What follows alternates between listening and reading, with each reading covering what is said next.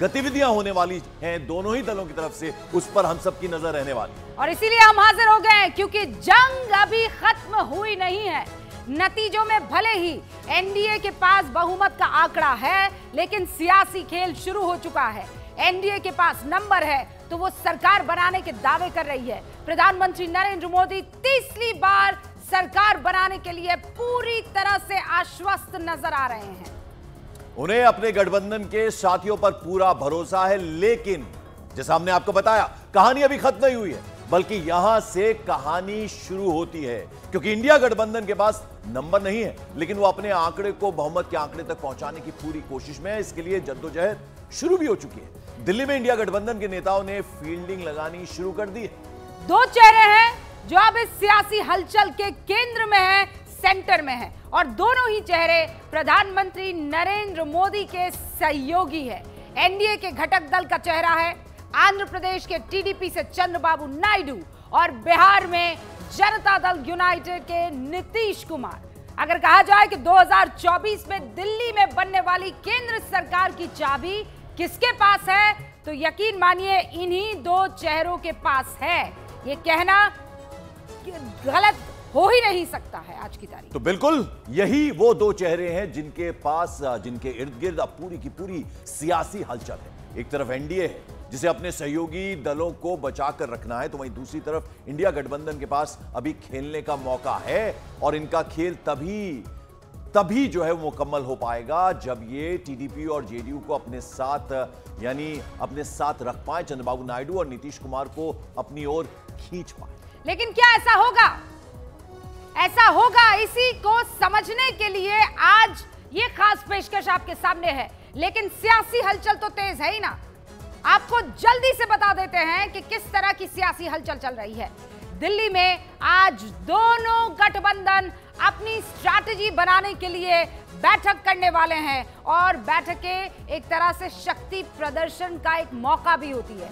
NDA की बैठक शाम 4 बजे है, जो पीएम के घर पर होगी, और सूत्र ये कह रहे हैं कि एनडीए के सभी घटक दल नरेंद्र मोदी के नेतृत्व में सरकार बनाने के लिए तैयार है। वहीं आपको बता दें, आज शाम 6 बजे यानी एनडीए की बैठक की टाइमिंग से सिर्फ 2 घंटे बाद इंडिया गठबंधन की बैठक दिल्ली में कांग्रेस अध्यक्ष मल्लिकार्जुन खड़गे के घर पर होगी, जिसमें आगे की स्ट्रैटेजी, आगे की रणनीति पर चर्चा होगी। लेकिन उससे पहले इंडिया गठबंधन के चाणक्य कहे जाने वाले शरद पवार सुबह 11 बजे दिल्ली पहुंच रहे हैं। आरजेडी के तेजस्वी यादव भी दिल्ली पहुंच रहे हैं। अखिलेश यादव को भी दिल्ली बुलाया गया। लेकिन सबसे बड़ी खबर यह है कि ममता बनर्जी इस बैठक में खुद नहीं आ रही हैं, बल्कि अपने भतीजे अभिषेक बनर्जी को भेज रही हैं, जो दोपहर 1 बजे के करीब दिल्ली लैंड हो सकते हैं, दिल्ली पहुंच सकते हैं, जो अभी तक की जानकारी मिल रही है।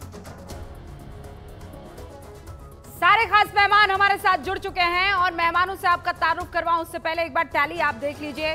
टैली क्या कह रही है? 543 की 43 सीटों पर नतीजे आ चुके हैं।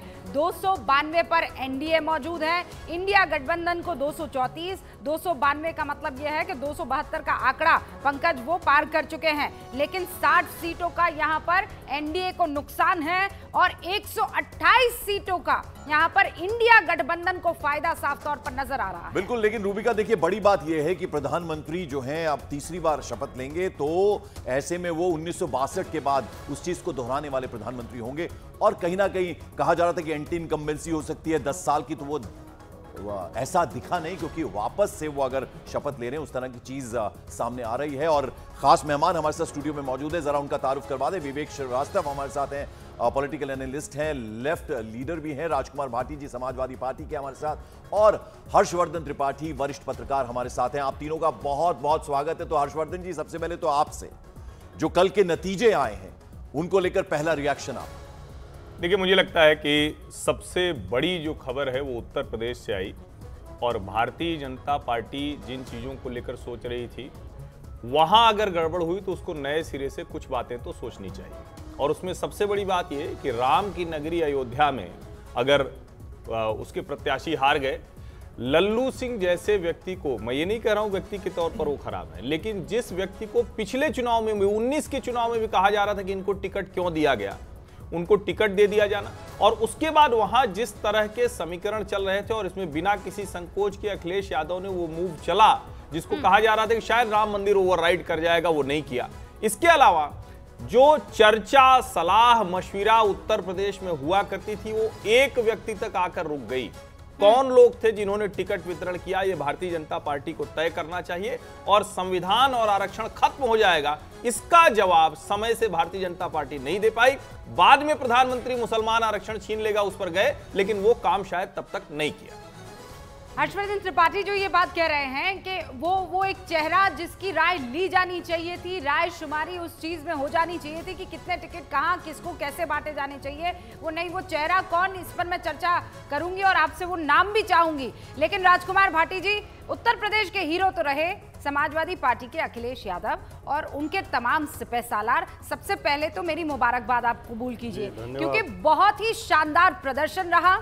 जो आपने स्ट्रैटेजी बनाई वो पीडीए स्ट्रैटेजी काम करती नजर आई, ये बात सच है। अयोध्या के ये एक बहुत प्रसिद्ध कवि हैं जमुना प्रसाद उपाध्याय, उनके एक शेर में थोड़ा सा फेरबदल करके मैं अपनी बात शुरुआत करता हूँ। इरशाद कि हमारा हाल छोड़ो, हम जहाँ भी हैं मजे में हैं, मगर उनका क्या होता जो मीडिया, ईडी और सीबीआई ना होती। ले अब इसमें का एक लाइन भाटी जी तो रोक एक, मतलब हाँ इसीलिए मैं ये कह रहा हूँ। तरीका बताइए रूपका जी, पहली बात तो अरे मीडिया, अच्छा मुबारकबाद लेते ही राजकुमार भाटी ने हमले शुरू कर दिया।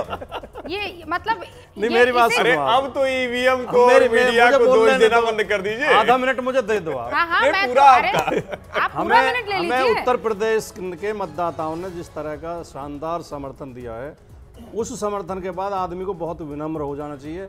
मैं आज बिल्कुल तू तड़ाक के मूड में नहीं हूँ, लेकिन सच्चाई ये है, देखो रूपका जी, आप उस बात आप ये मत चाहिए कि हम मीडिया का विरोध कर रहे हैं या ये कर, लेकिन पूरे 3 महीने मीडिया ने जो माहौल बना के रखा कि 400 पार 400 पार, कोई ओपिनियन पोल हमें 5 से ज़्यादा सीट दे नहीं रहा था। एग्जिट पोल में भी हमें 11-12 तक टोटल ले जा रहे थे खींचतान के। तो ये क्या अनुमान नहीं लगा पाए या मीडिया जानबूझ के ये कर रहा था? ये तो खैर अपनी समीक्षा करें, हमें कोई दिक्कत नहीं। हम मीडिया के भी आभारी हैं, हम जनता के भी आभारी हैं, सब। लेकिन इस उत्तर प्रदेश की जीत में 2-3 फैक्टर हैं, अगर आप कहें तो मैं उन्हें क्लियर करना चाहता हूं। एक तो अखिलेश यादव जी का अपने मुद्दों के प्रति पूर्णतः समर्पण, वो डगमगाए नहीं, उनकी खूब आलोचना हुई, खूब निशाना बनाया गया कि उसमें प्राण प्रतिष्ठा में क्यों नहीं गई। उन्होंने कहा हम बाद में जाएंगे, हम नहीं जाएंगे। वो झुके नहीं, डरे नहीं इस आलोचना से। दूसरा जो पीडीए का उनका फॉर्मूला था, उसे उन्होंने व्यवहार रूप में, कोई केवल नारा नहीं, व्यवहार रूप में उतारा। फैजाबाद सीट जो हम जीते हैं, अयोध्या जहां राम मंदिर है, वहां जनरल सीट पे एससी कैंडिडेट को लड़ाया। और मेरठ में भी 5-7 हजार से हारी है हमारी सुनीता वर्मा, वो भी जनरल सीट पे एससी कैंडिडेट उतारी थी। चारू प्रज्ञा भी, राजकुमार भाटी जी हमारे